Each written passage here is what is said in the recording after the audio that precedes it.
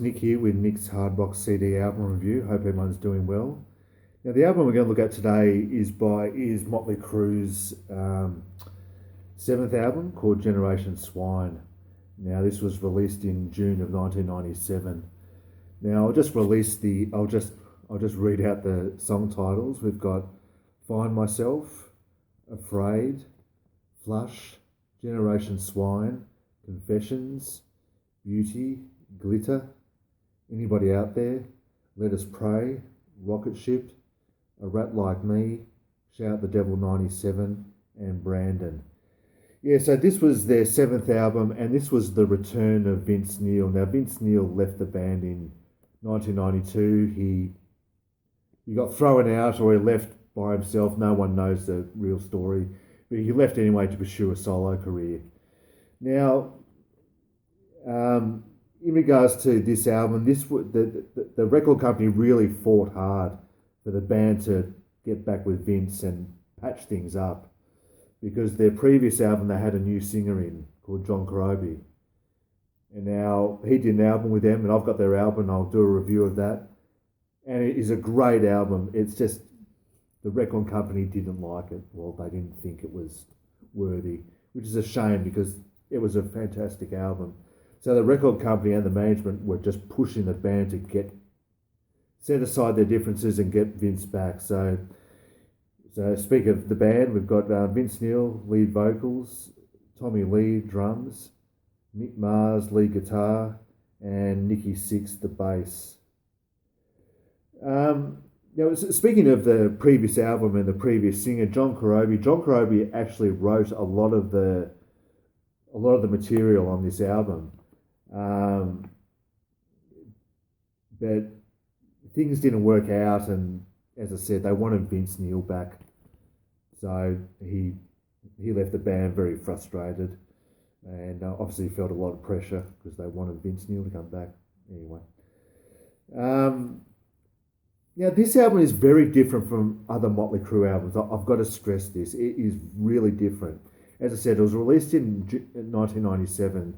Now, music had changed a lot since the 80s, obviously. Now, this album, in regards to different, I mean, the sound is, how can I describe it? It's got a real industrial feel.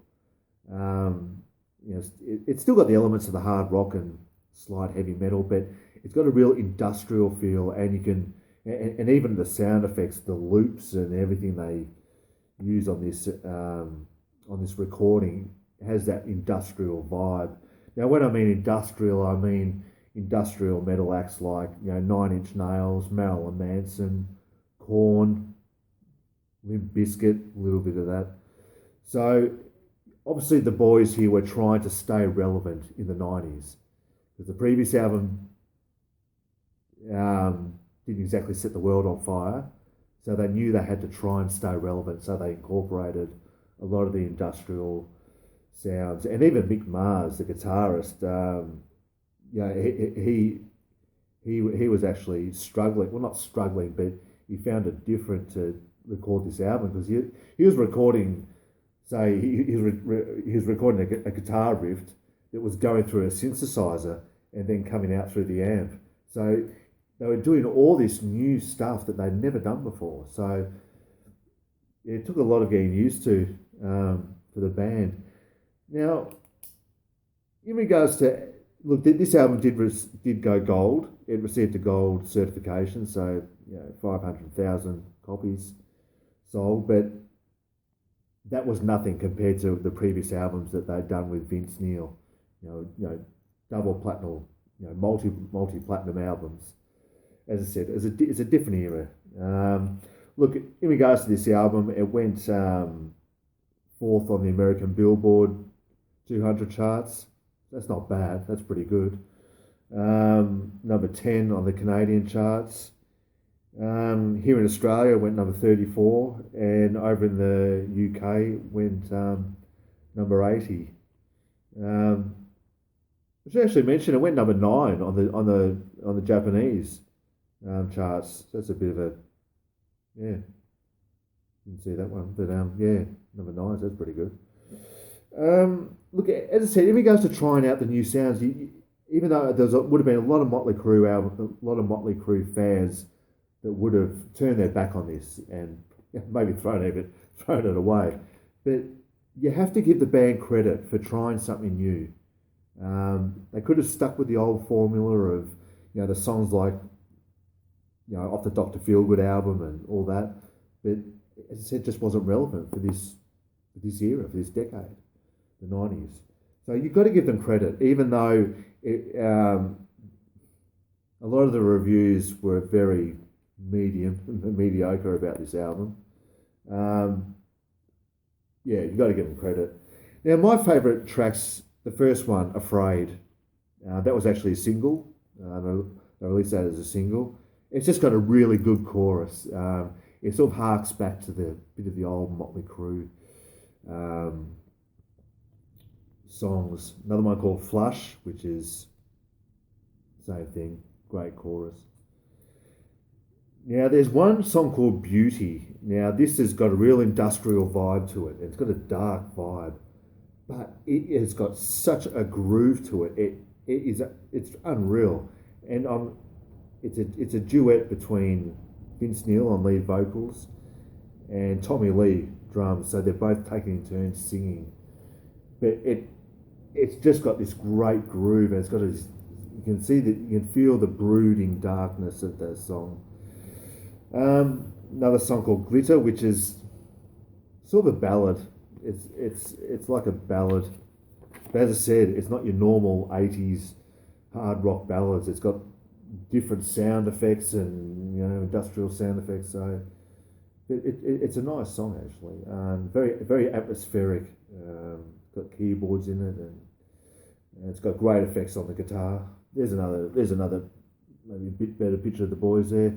So Vince Neil lead vocals, Mick Mars, Nikki Sixx and Tommy Lee.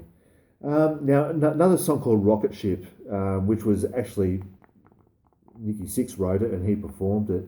This is a great song. It's a short song, only goes for a couple of minutes or so, but it's just got this dreamy feel to it.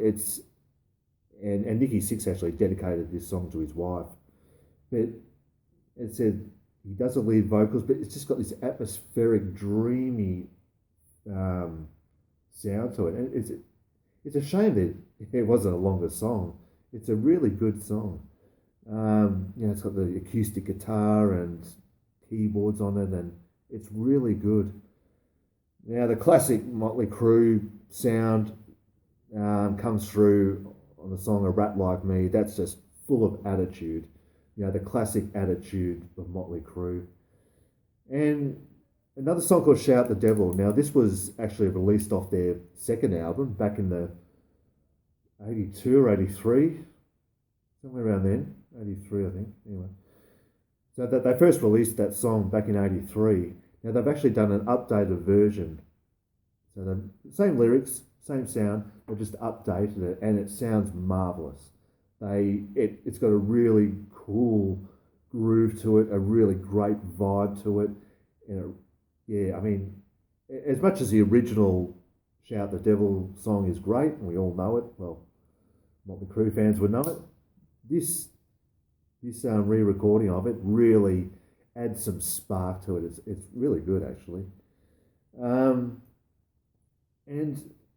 So as I said, it didn't sit incredibly well with the dedicated Motley Crue fans.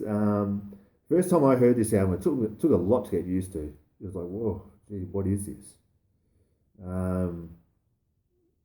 But it takes patience and a few listens, and it will grow on you.